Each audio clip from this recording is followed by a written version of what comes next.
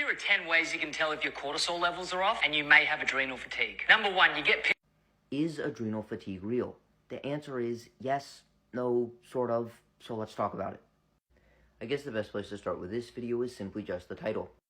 10 signs that you have too much cortisol indicating you have adrenal fatigue. So the entire hypothesis around adrenal fatigue is the fact that you have underactive adrenal glands, indicating that you would not be producing enough cortisol. Having too much cortisol and not having enough cortisol indicating you have adrenal fatigue are two separate entities, which might explain this list of symptoms, as many of these would be indicative that you don't have enough cortisol production and others would be indicative that you have too much. For example, there is a real diagnosable condition called Addison's disease that is associated with adrenal insufficiency in which the adrenal glands are not producing enough catecholamines and enough glucocorticoids, meaning they're not producing enough adrenaline and cortisol. Rather than having weight gains and food cravings, these individuals actually have poor appetites and unexplained weight loss. However, they do often also have brain fog, anxiety, forgetfulness, and fatigue. With that being said, the most common cause of Addison's disease is an autoimmune destruction of the adrenal gland. Other causes include infections, an adrenal hemorrhage, the use of medications, and the sudden and rapid discontinuation of things like corticosteroids. With that being said, what does the evidence say about adrenal fatigue? Well, it appears that the people on social media have aggravated the academics. This article starts off by saying there are numerous articles in the lay press discussing the existence and underdiagnosis of adrenal fatigue.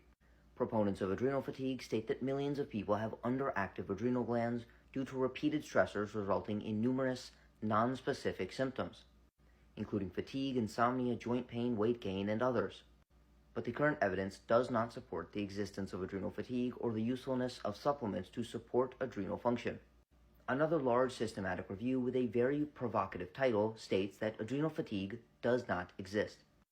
This study reviewed 58 articles in which they took patients who either did or did not display many of the symptoms of adrenal fatigue, and they took multiple measurements of their adrenal functioning.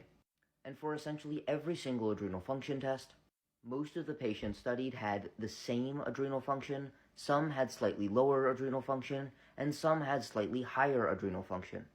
This was true for awakening cortisol, the cortisol awakening response, the salivary cortisol rhythm, the dexamethasone suppression test, the ACTH test, the cortisol area under the curve test, salivary nighttime cortisol test, and the morning serum cortisol test, coming to the conclusion that there is no substantial evidence to prove that adrenal fatigue is an actual medical condition, therefore adrenal fatigue is still a myth, indicating that if you have some of the symptoms of adrenal fatigue, there is likely another underlying pathology.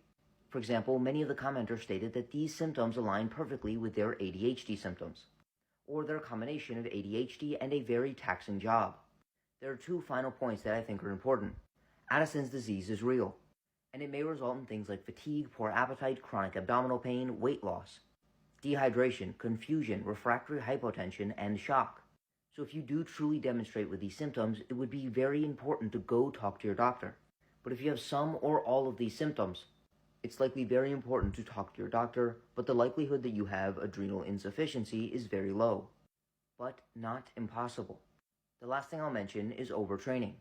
Chronic overtraining can lead to an Addisonian-type overtraining syndrome, where the adrenal glands are no longer able to maintain proper hormone levels for athletic performance.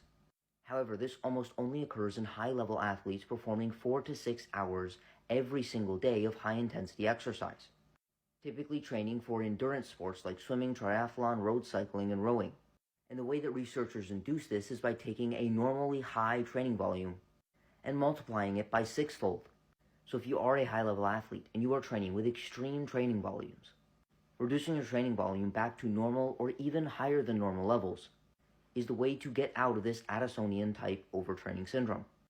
That being said, if you would like an individualized approach to your nutrition and lifestyle to optimize your health, energy, and body composition, send me a DM to sign up for coaching.